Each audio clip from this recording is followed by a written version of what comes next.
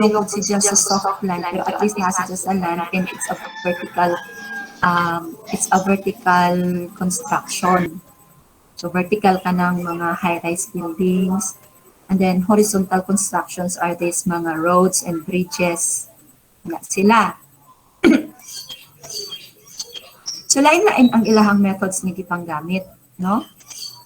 So as you notice, dili wa siya nagbalik-balik. So at least na amoy idea makuha ngayon. Basin dai pohon, you can work in a project that is has this almost the same aspects from what you have seen in the videos.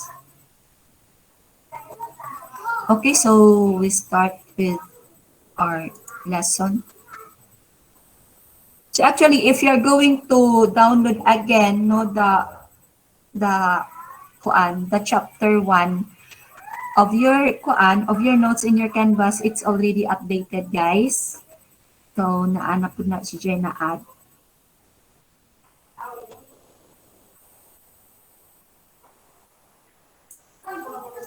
So I would like to share my screen first.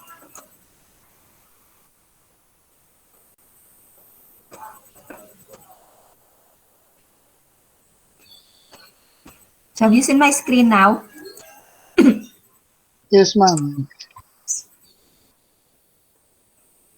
Okay, so last time we talked about the qualities, no, of an effective engineers and managers. Now, if you remember, we have 19 specified qualities that an engineer must have. So must have. Okay? So, nga nung mga jud inana man kadaghan. Because you are going to perform a multitask, no, in the project management.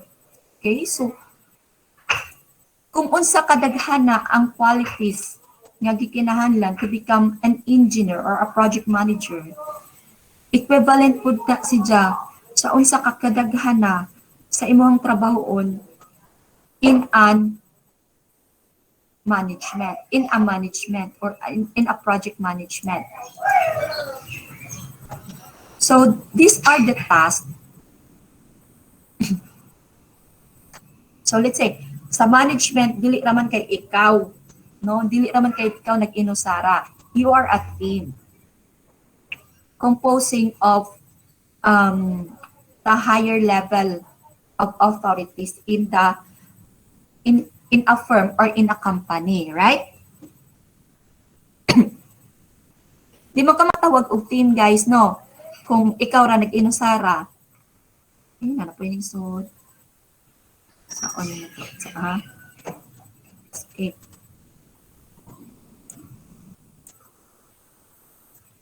So definitely, a team composes of a group of people working together, no, as a management, no, in order for the success of the project. So let's define what are the tasks of the management team. Okay. So mani sila mga management team, focusing on the plans. So mas daghan di ay ang task nga identified in the project management team, although it is kuani siya, depende ni siya the complexity of the project. So when you say complexity of the project, unsa may pasabot kung mo yung complexity of the project, guys? Oy. Unsay pasabot og mo yung complexity of a project? Hello?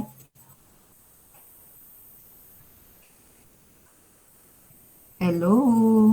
Ano yun na ng buwag? Uy, interact po mo kay mura jud. Alaadya jud magsige istorya ako ra. Unsay pasabot og mo yung complexity of the project? Okay, so it ranging from sa June, kutob sa pinakalisod na type of project. Okay, so kung lisod ang project, so which means mas daghan kang daghang pantadyanan, daghan kang task. Pero kung simple raing ko og CR ra, no? Pwede rag ikaw rang usa mo trabaho. Hindi na nimo kinahanglan og full nga team to work on a CR, di ba? Okay. Although, exag siya kaadyo ang extreme o ang very no. So, there are 25 identified major tasks of the project management team. So, these are the enumerated below. Number 1 is plan and schedule activities. Okay, so you need to plan and schedule activities. That is why, kanabitong, kung ikaw bag-o pa ka mga apply, a newbie in the profession. So if you are going to apply for a job as an site engineer or as a office engineer inana, one thing that they are going to ask of you is, do you know how to schedule activities, or do you know how to make a PERT CPM? So have you heard that word, guys, already? The PERT CPM in your project, in your CE project.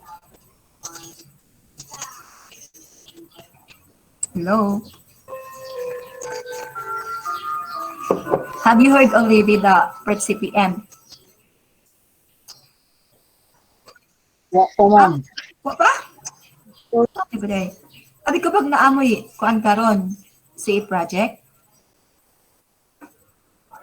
Naaman man pero wa pa man gi kuan.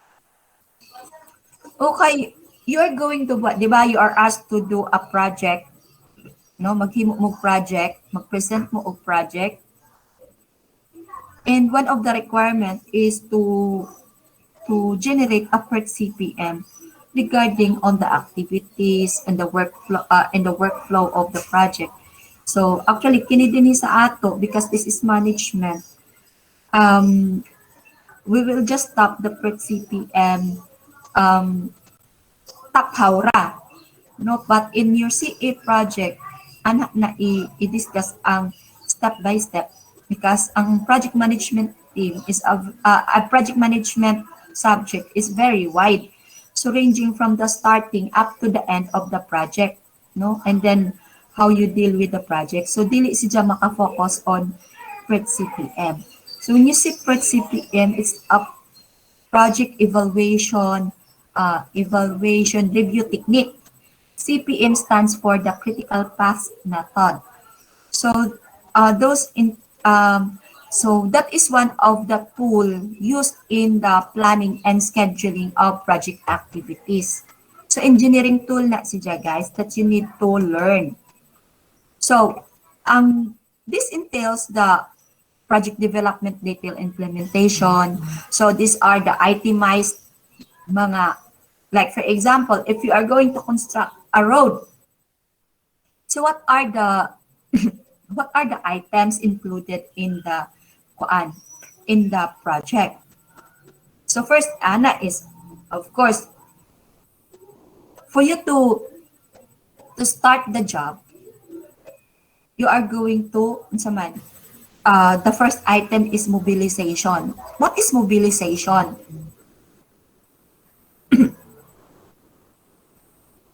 Kasi pasabot sa mobilization, guys.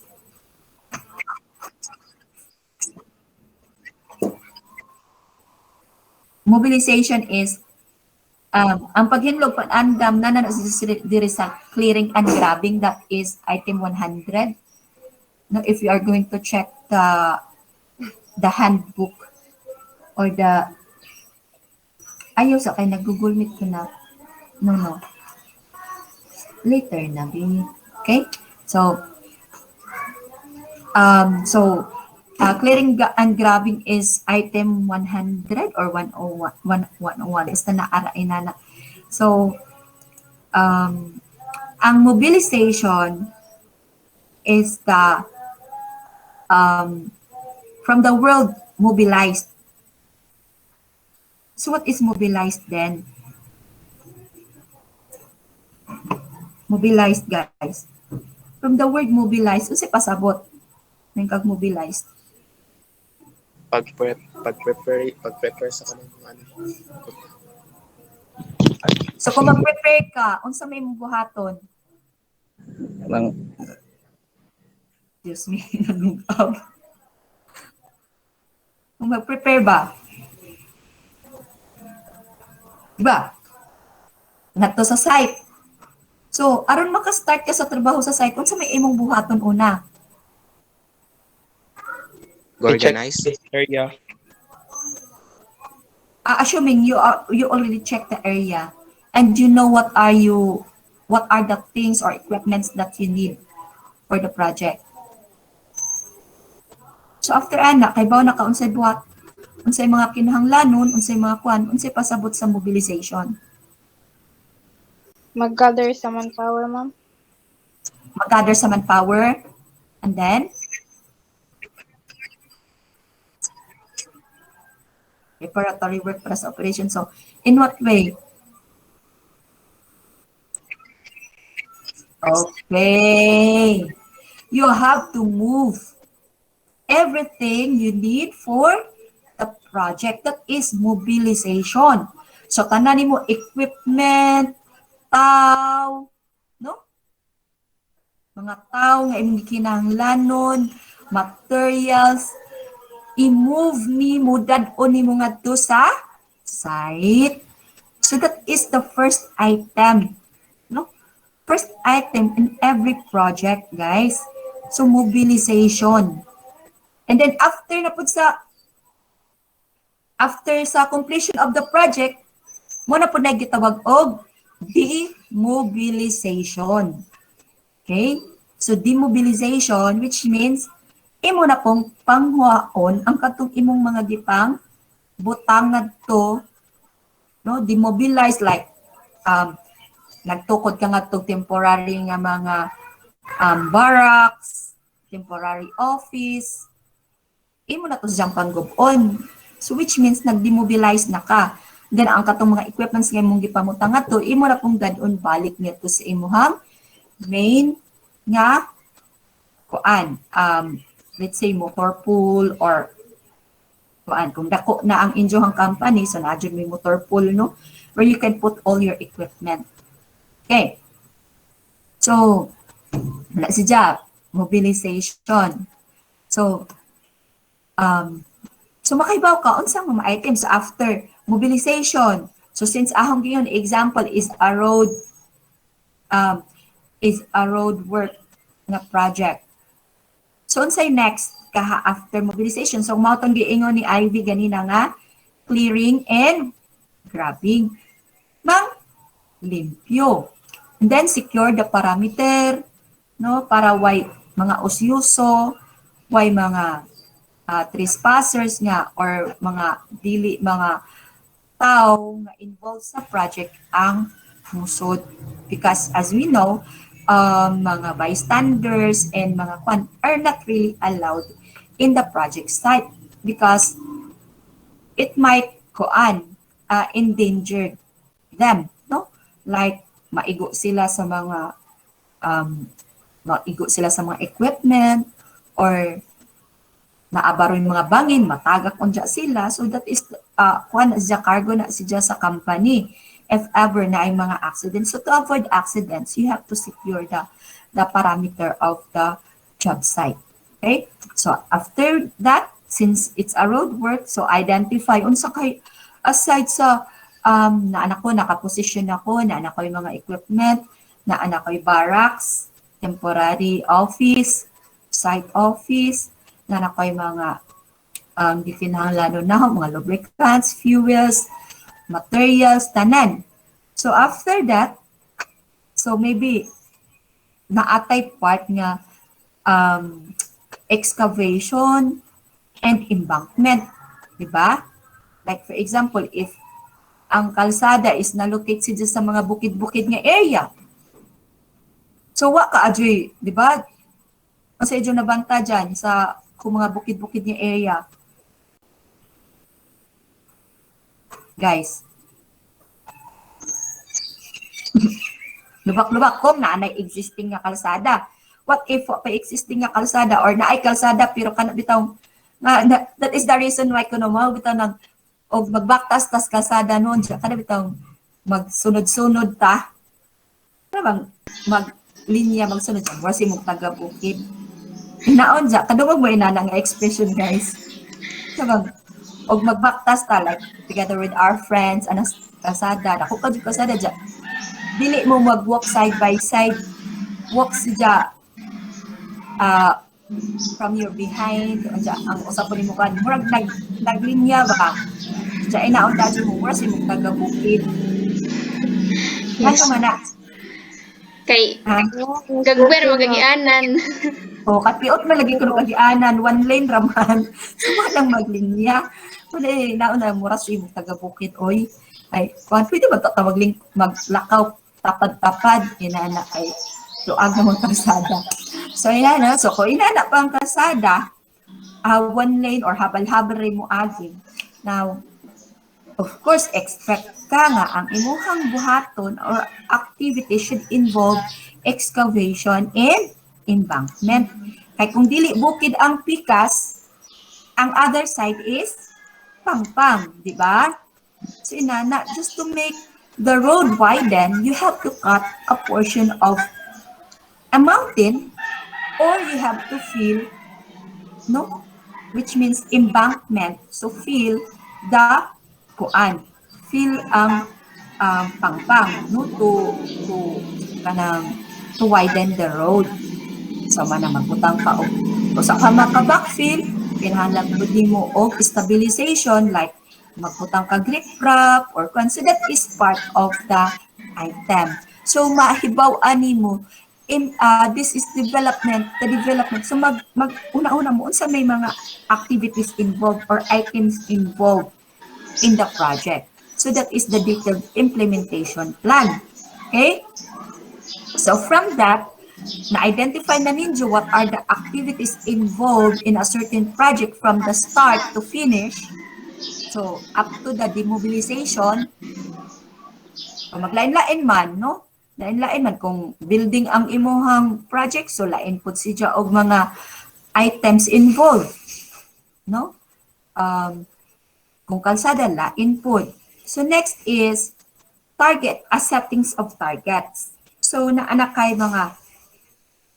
so naman kay mga activities ang settings of targets is how many days are you going to comply each of those identified items or jobs jobs inside the project gets ninyo so setting targets so how many days pila ka days ninyo dapat ma-comply na siya no so after nakakuha na mo og pila ka days now if you're going to ask ma'am unsa man namo pag-identify ma'am og pila ka days now this natas JD based on experience sa mga kuan kay syempre dili naman na si Jano kung moing ka og project management team if you are involved in the management of course you are already equivalent you have already the equivalent kuan na experience on those projects. So which means, nana ka idea how many days it would take for those activities to be finished, no? So aside laman jud i-plus minus to nimong mga siguro if na ay mga ano bitaw mga kakulian, no? Like for example, magkabagyo or magkakuan. So that is why there should be a proper documentation kay para ma-justify nimo if ever na ay mga delays. So setting targets na referring to the number of days and kwan. And this time after na nakay program of works, then na nakay mga targets or choose or deadlines or kuan number of days. This time, the development of the bar chart, Gantt chart, and the PERT CPM. So these are all used as an engineering tool for you, as a guide for the movement or the flow of the work in the project. Muna siya ang imuhang guide hibali. So this will help you identify along the progress of the job if pila na mo ka percentage no sa per CPM is mo ni siya ang flow sa project, no? Ang development of bar chart is this is part of the monitoring, no, for the progress of the project as well as the S curve, no? Mahibaw-an na nimo nga you can easily detect whether you are delay or ahead of the time. Okay? Nasabtan ninyo. So this is what a bar Gantt chart looks like, no, Gantt chart or bar chart. So mga tasks or activities, then dinhinga side is the number of days or weeks or month, no, kung asa na mo dapit nga project, asa na mo dapit sa project. So monitoring of the progress. So usually input pila naka percentage, so mudagan po ni siya ang bar, and then naa siya actual or projected in the actual kuan para makita kung pila ang difference, no, difference or pila ang variance from the projected to the actual nga trabaho.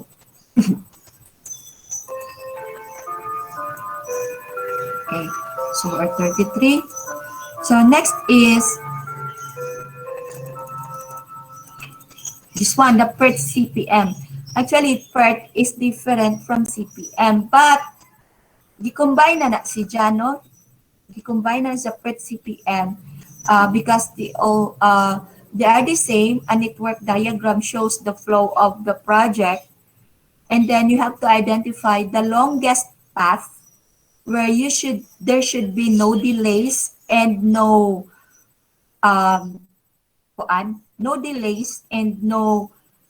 early time for you to finish for that project. So that is untok jud ba ang time nga given. And the CPM or the critical path method defines the duration of the project. Di ba kay o makakita mo sa naay project no ang project na mga jud dapat billboard, right? No. O sa ito nakitaan sa billboard, guys? Total cost, ma'am, sa building. Oh, na total cost sa building. Aside from that, unsa pa? Okay, makita nimo kung duration, pila ang duration sa project.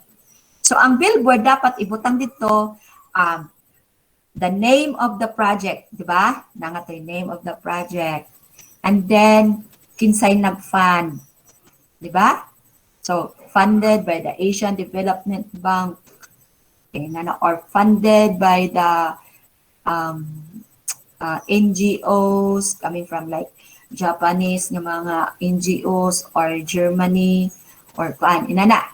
And then sa ubos na ay duration, and then na pa date started, no? Date started and duration of the project, like let's say 160 calendar days. So calendar days dili basihan ang working days. So when you say calendar days, it is included the Sunday and the Saturday. No? Kay calendar days man. So sa calendar, wa man ning skip ang Sunday and Saturday. May kag-working days, ang working days is kanang kung kanus araw mo nagtrabaho. Okay? Then, of course, the budget or the cost of the project. So what's the purpose of having these billboards, especially for the for the government projects? Kasi purpose anak niya.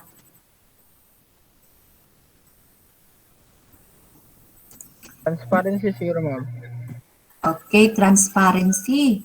So So para na ay transparency because as we know, di ba, this is where your taxes goes. So dapat it should be in public nga kanang kuan information. So once na ay billboard, so inform ang public. Ay naglabay ng uy kuan dito sa Juno nakuan ito nga project no kay pila to 1.2 billion. Okay, so di basta-basta. So mahibaw-an, so that is part of the transparency of the project. Ja, calendar days mo ingat, pila ka calendar days. 160 calendar days. So manisisya ka na mangmura pila rin sa kapuan.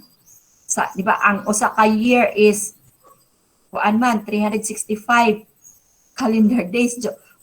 Last year pa man nga project lapas naman yung santaw ni kontrakturo uy ni kuan. May ayo kay dugay ka humay no, so at least inform ang public. Okay, so last one is the S-Corp. So this is how your S-Corp looks like. So from the actually kinisidyatanan guys, na ano man tayo mga kuan karon sa modern engineering, so na tayo mga software used, no, like we have the Primavera, the Istaad, the Beam. So pa na. Ang Beam mo man ay latest karon no.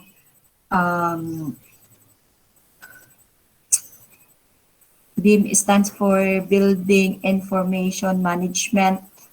No, so ang Primavera also is a project planning tool. And then we have this Microsoft, saan kalimot ko sa. So, pero dili ra kay kana napay daghan. Those are only few that I know. So, kana sila nga mga software, they can generate this one, no? Ma-generate nila, all you have to do is input ra ka sa mga details after development of detailed implementation plan, and then nana mo sa ating targets. So, and then imo pong i-input nga to ang mga manpower, equipment, tanan, and then the materials needed, the volume needed. So, the software will generate automatically all these things that you need. And then after that, if naana mo ani, then you can update like week 1. So asa na mo dapit sa project karon unsay nahuman, so i-input na pud nimo si sa computer, and then they will generate like bar chart or S-Corp like this one. So this is the green line, makita ba ninyo? So the green line is the plan, no, or the kani si ang naa sa plano nga target ninyo. Maunta ni ang workflow ni But the blue one, so the blue one, so the first siguro nga mga weeks, so naa pa si ning subay pa si with the green, no, so na pasabot ani is you are still on track, which means wa pa mo na delay, wa pud mo na ahead. Kay og mo ahead ka mo, ibabaw naman ni si dinhi. Nakita ninyo ang movement sa ahong arrow, guys? Okay. So kung moingkag ahead ka sa imong schedule, so ang dagan sa imuhang S-Corp is paibabaw. Okay? So which means you are ahead of your schedule, so which is a good thing. Now, if you're past traveling below the projected, no, this is the projected, the planned, the green line. So, kung inani ang mahitabo, like, you are starting to going down, so which means, naana mo'y delay. So, naana dinhi sa ubos, although na siya progress, but, delay siya. And the distance between your projected and the actual progress is what we call the variance. Okay? So, mo na ang imong delay, variance sa imong trabaho. So maybe okay ra siya, acceptable siya if ang reason is valid, no? Valid siya. Like for example, force majeure. So what do you mean by force majeure? Guys? What is force majeure? Uy. Ano say force majeure? Mga example of force majeure.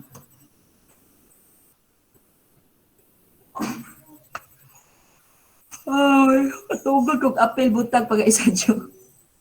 Di na day sadyo, kay alas 10 naman di ay. Force majeure means kanang mga sumad. Uy.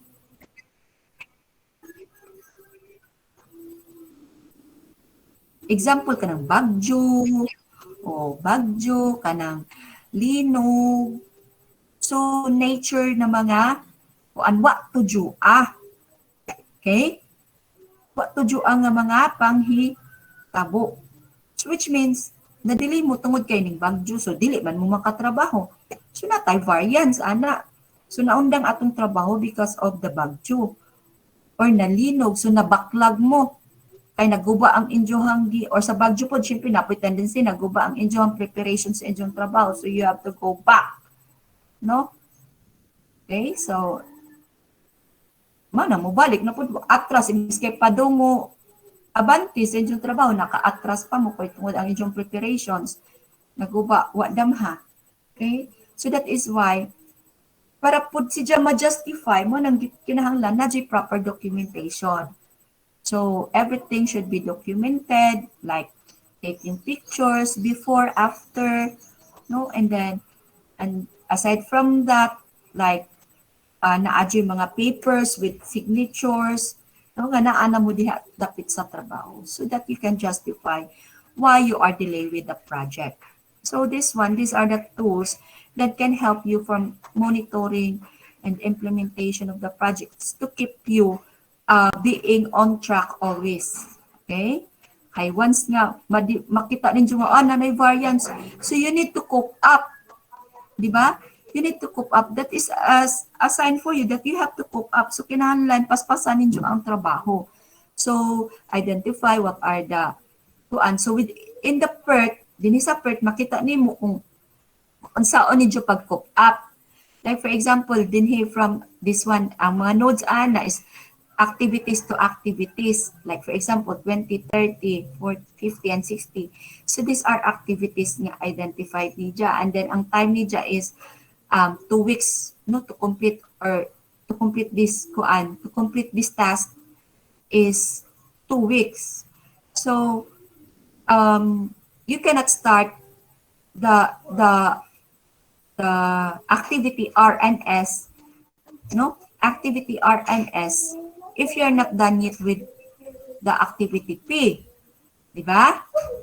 So, manipasabot anak niya. And then, of course, from the start, so this one, the start, you can do both activity P and activity Q. Okay? So, let's say these letters here indicates the activity. And then, activity P, activity Q also can be complied within 3 weeks. And then, you can start activity T. Okay, so activity T, so parallel ni sila, activity R, S, and T, naana sila, nakaparallel ni sila, so which means, dunga na sila nga mga trabaho. Okay? And then, tanawan ni mo, imong asa diha nga path, kana diha padungan ha. So, sa kini sa PERT, na kay tulo ka path, di ba? 1, 2, 3. So, na kay 3 path to comply the project. Nakita ninyo guys? So, para ma-identify nimo what is the longest or what should be the duration of the project, paitaon nimo asa ang pinakataas nga weeks to comply. Kung kini siya nga path, let's say this is path A. So, si path A is pila ka weeks. Pila ka weeks ang path A, guys? Mo ni imong path A, mo ni path B, mo ni path C. So, pila ka weeks to comply path A? 5. Okay, 5 weeks. Kay 2 plus 2 plus 1. So, 5. How about path B?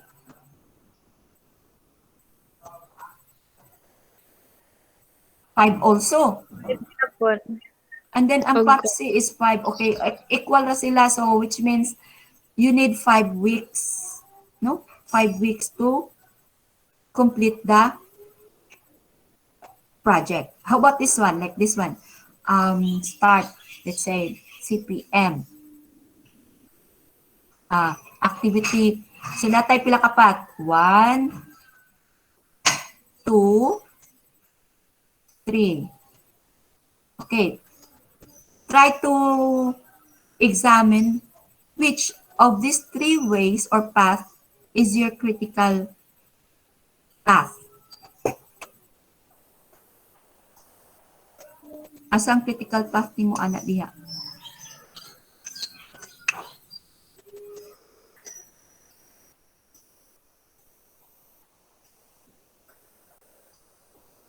Asa ka, guys?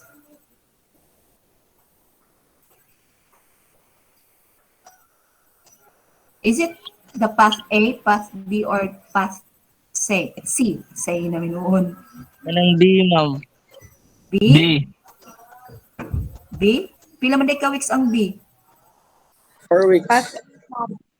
4 weeks. How about path A? Pila ka weeks ang path A? 6. 6? 8. Ma'am. 2 plus 4 plus 2. How about path C? 7. 7. Diyan, nga nung niyong mo path B ang critical? Path A, ma'am. It is path A. So path A is the duration of the project, which is 8 weeks. Gano man, kana tanan nga mga activity, kinahanglan, mahuman man na siya, no, for your project to be finished. Dili man pwede nga, nahuman na ka sa path B, no, nahuman na nimo ang path B, makonsider na ka nga human na ka. Dili. There are still have activities ongoing, no? So, makain ka, you can say completely that your project are done when all these activities are done. So, nahuman na ka sa path B, pero si path A, ongoing pa, and also path C. Napay mga activities. So, wa pa kakaingon nga nahuman na ka. Your critical is, kung mahuman na ka diri si path A, kini nga mga activities within path A, so which means, considered you are done with the project. No? Ang path C nimo 7 weeks naman, ang path B nimo is 4 weeks naman. So, kung nahuman na ka ni path A, which is 8 weeks, of course, you are also done with path kanang path B and C. Okay? Nasabtan ninyo. No? Nasabtan na? Anong critical na siya? And then, kung naa na kay mga variance niyan no, na nakaning slow na ang imuhang kwantabaho, you have to check dinhi sa mga activities unsay pwede nimong paspasan. So let's say, like for example, kini nga mga activities nga nihi sa path B, which is the shortest time to finish, no?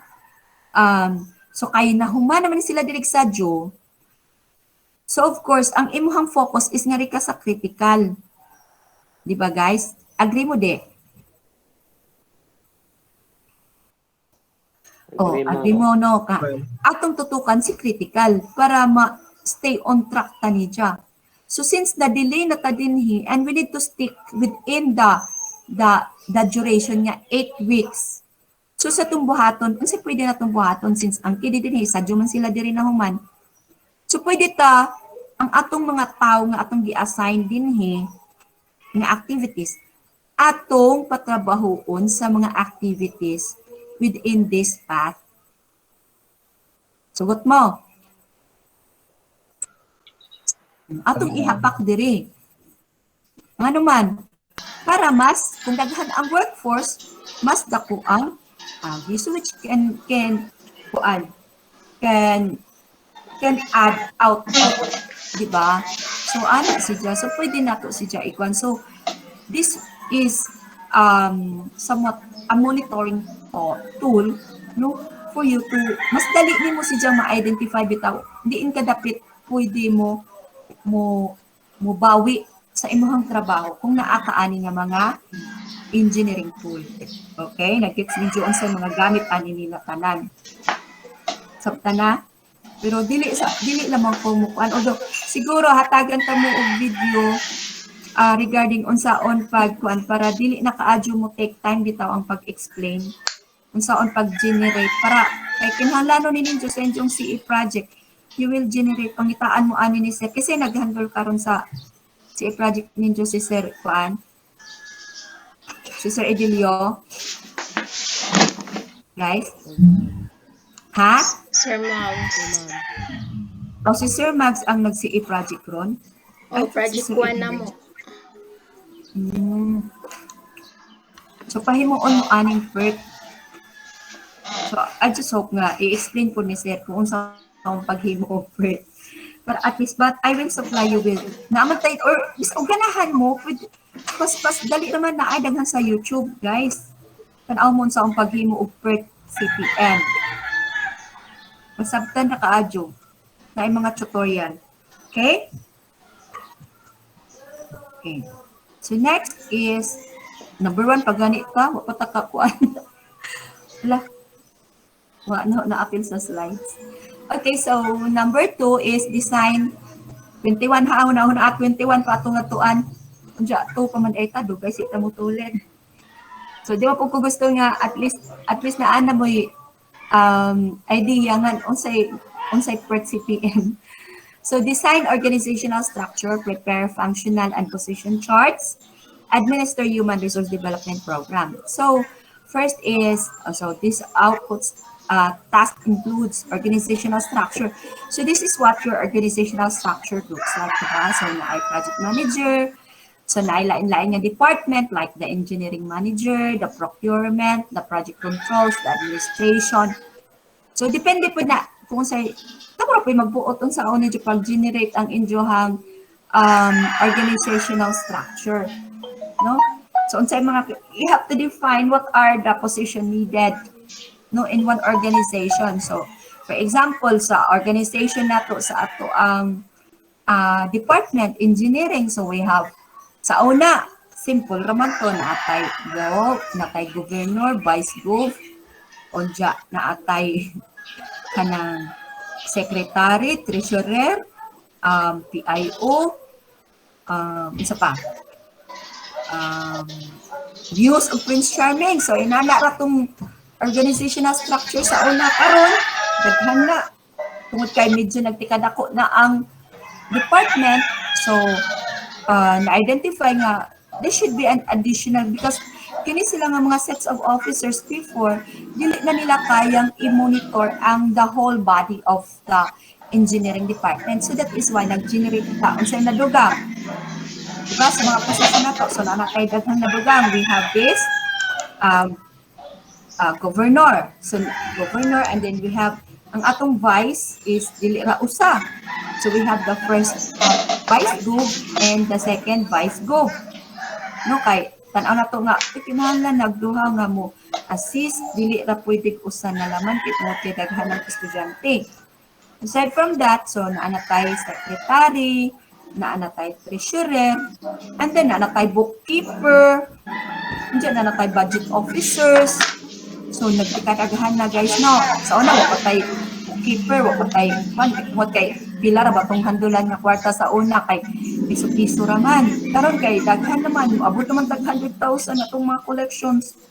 So kinahanglan na nato bookkeeper, and then kinahanglan nato budget officer para ma-monitor kung asa dapat itapak ang mga kwarta nga atong ma-receive from the department.